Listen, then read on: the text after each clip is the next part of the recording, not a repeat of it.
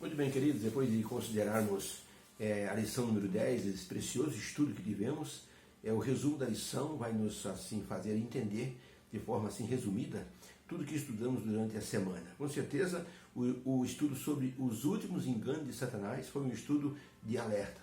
Foi um aprendizado prático que nos colocou em alerta para o tempo do fim. Porque esse tempo do fim já chegou. E nós temos que assim, nos apoiar naquilo que a Bíblia nos ensina. O campo de batalha, no final dos tempos, será a nossa mente. O diabo vai trabalhar para que nossa mente seja deturpada, ou seja, fique confusa com aquilo que nós estamos aprendendo. E para isso, o apóstolo João, no Apocalipse, disse que no final dos tempos, Babilônia, que é um conjunto de igrejas liderada por uma igreja-mãe, que vai dar para o mundo uma taça de vinho da prostituição, que significa doutrinas falsas, doutrinas que Deus não aprovou, doutrinas que as pessoas pensam que estão assim seguindo algo certo, mas no final se mostrará algo assim muito perigoso. Doutrinas como, por exemplo, a imortalidade da alma, doutrinas como, por exemplo, a existência de um purgatório, doutrinas como, por exemplo, a ida direta para o céu, ou ainda a infalibilidade do líder de Babilônia, que se coloca no lugar de Deus, com o direito de perdoar pecados e até de remover pessoas de um lugar onde as almas podem ser transferidas ou para o céu ou para o inferno, dependendo dos rituais que a pessoa ou os parentes encomendarem para a igreja. Então essas doutrinas não são apoiadas pela palavra de Deus. Por isso, temos que tomar muito cuidado. O vinho de Babilônia é um vinho poderoso, embriaga a todos que beberem. É o que o apóstolo João disse. Babilônia deu de beber para as nações e todos ficaram embriagados. Uma das perguntas da semana foi qual a extensão dos enganos de Babilônia?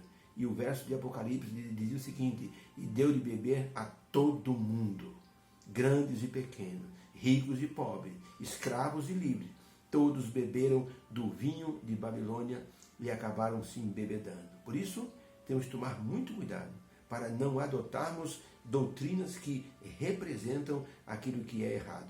Meu pai dizia que no Rio de Janeiro havia um homem que toda noite ele acendia uma vela para Deus e uma vela para o diabo. E meu pai perguntou: mas seu João, o senhor não está sendo um pouquinho ousado? O senhor acende uma vela para Deus e uma vela para o diabo? Ele diz: eu sou católico e eu aprendi na igreja que a gente deve ficar do lado certo. Mas como eu tenho medo do diabo, eu resolvi agradar o diabo também. Porque ele dizia: se Deus não me quiser, o diabo não rejeita. Obviamente que não. Deus não vai rejeitar ninguém. O Senhor Jesus disse: aquele que vem a mim, de maneira nenhuma eu lançarei fora. Por isso é preciso ter cuidado com aquilo que nós aprendemos dos nossos líderes, porque podem representar um vinho de Babilônia. Muito bem, no mês de setembro do ano de 2000, a cidade de Chicago ela foi abalada por uma série de mortes. Muitas pessoas deram entrada nos hospitais de Chicago, em várias cidades, e as pessoas estavam morrendo. A maioria delas ingeriu Tylenol, um remédio para dor de cabeça, um remédio para assim, dores musculares. E as pessoas tomaram o Tylenol e começaram a sentir-se mal. Foram para os hospitais e então foram diagnosticadas como pessoas envenenadas por um produto chamado cianeto de potássio, um produto altamente mortal. Uma pessoa maluca encheu as cápsulas desse cianeto de potássio e colocou dentro das embalagens e colocou na farmácia. Na farmácia não se sabe como essa pessoa fez isso.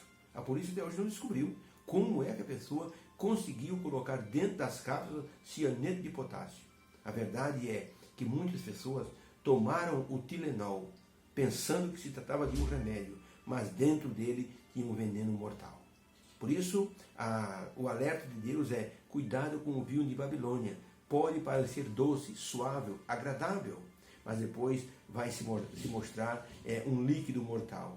Por isso nós aprendemos sobre aquilo que o sábio Salomão nos ensinou a respeito de há caminhos que ao homem parecem bons, mas no final são caminhos de morte. Por isso temos que tomar cuidado, porque no final muitas doutrinas vão parecer armadilhas para pegar os incautos, porque isso representa doutrinas falsas.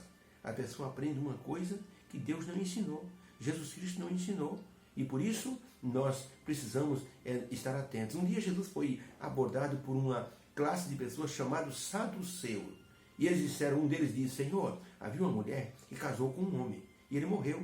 O irmão dele casou com a viúva, morreu também, sem conseguir gerar filhos. 7 casaram com ela, todos da mesma família, que era costume, morria um, o próximo da família tinha que assim, levantar, suscitar descendência àquele que havia morrido. Não podia ficar sem descendente. Todos eles morreram. E eles perguntaram para Jesus, no céu, quem vai ser marido dessa mulher? Sabe o que Jesus disse? Errais não conhecendo as Escrituras.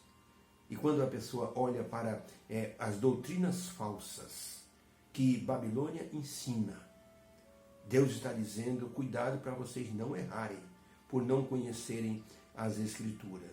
Uma dessas doutrinas contrárias, assim, a verdade bíblica, é a crença na imortalidade da alma. A pessoa morre e uma alma sai do corpo e vai para Deus, como se fosse um corpo etéreo, um fantasma, que sai do corpo da pessoa e vai para Deus. Essa é uma doutrina em que o diabo ensinou para Eva. O diabo afiançou, a serpente disse para Eva, certamente não morrereis. E Eva disse, Deus disse, nós vamos morrer. E a serpente disse, não, Eva, certamente não morrereis, mas vocês serão como Deus, conhecedores do bem e do mal. E aí a crença da imortalidade da alma foi criada, certamente não morrereis. Por isso é importante que nós tenhamos consciência do que representa a morte. Doutrinas contrárias ao ensino bíblico não representam a verdade. Outra doutrina que nós estudamos foi a adoração canalizada para o dia do sol. E como haverá um decreto no tempo do fim que vai obrigar as pessoas a adorar a Deus no dia de domingo, no dia do sol. O nome domingo em inglês é Sunday. Sun significa sol e day significa dia. Sunday é dia do sol. O imperador Constantino, no ano 323, depois no ano 330, ele instituiu o domingo como dia de adoração, porque era o dia que ele adorava o sol. Ele até fez um decreto que todos adorem o Deus do céu no venerável dia do sol. E aí então se perpetuou essa situação. Depois a igreja secular, que nós sabemos que igreja é essa, determinou que não se santificasse mais o sábado e que houvesse uma mudança do sábado para o domingo. Mas por que as pessoas tinham que adorar a Deus no domingo? Porque Jesus ressuscitou no domingo e isso significa libertação. Então adorar a Deus no domingo significa que você está se libertando das tradições. Porque esse dia foi instituído por Moisés. Não foi. O 7º dia foi instituído na criação. E havendo Deus terminado a sua obra, descansou de tudo o que fizera e abençoou e santificou. Nem existia Moisés, nem existia judeu. E Deus já havia instituído o dia de sábado como o dia de descanso. Então haverá um tempo em que as pessoas vão se opor aos adoradores de Deus no sábado. Por isso, nós temos que ficar muito alertas, porque isso vai acontecer. Deus vai chamar o seu povo de uma maneira solene. Estudamos essa semana o chamado de Deus a um compromisso. O sábado será o ponto de fidelidade e adoração a Deus. E Deus vai então chamar as pessoas para testemunhar de adoração a Deus no dia do Senhor. Por isso, as 3 mensagens angélicas têm uma importância muito grande. A primeira mensagem angélica diz assim, temei a Deus e dai-lhe glória, porque vinda é a hora do seu juízo, e adorai aquele que fez o céu, a terra e o mar. Então, Deus está chamando as pessoas para adorá-lo, ou seja, para se lembrar dele como Criador. Qual é o dia que nós nos lembramos de Deus como Criador? O sábado. Deus, no Êxodo 20, verso 8 a 11, diz assim, lembra-te do dia do sábado para o santificar. 6 dias fez o Senhor o céu e a terra, e no 7º dia descansou. Então o sábado é um memorial da criação. E no tempo do fim, os adoradores de Deus que fazem isso no sábado vão ter uma oposição ferrenha, porque o diabo vai querer destruir o dia da adoração ao nosso Deus. Finalmente, aprendemos essa semana que a graça divina não vai deixar os seus filhos espalhados pelas igrejas caídas para se perderem, sem um aviso, sem um alerta, sem um chamado para a salvação. Por isso, Deus fará um apelo para as multidões, que está inserido assim na segunda mensagem angélica. Quando o anjo disser, caiu Babilônia, Deus estará dizendo, sai dela, povo meu, para não seres participante dos seus pecados. Então Deus chamará o seu povo, Deus chama as pessoas que estão nessas igrejas que não têm doutrina baseada na Bíblia, mas são doutrinas de interpretação humana. Então essas doutrinas é considerado como o vinho de Babilônia.